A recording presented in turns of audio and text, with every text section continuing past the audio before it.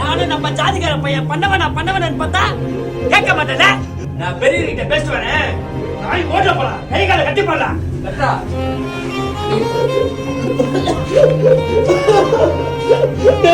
என்னதான் பண்ணாலும் புட விட்டு வேற புட கல்யாணம் பண்ணி போறேன்.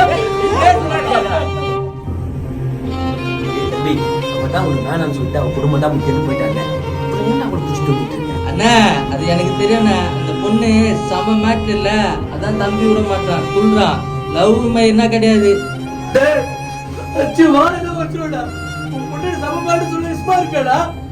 டேய் தம்பி, திரும்பியா சொல்றேன், இந்த உலகத்துல அன்பு பாசம் எல்லாம் போய் காசு இருந்தா மட்டும்தான் இந்த உலகத்துல கடைசி வரைக்கும் வாழ முடியும்.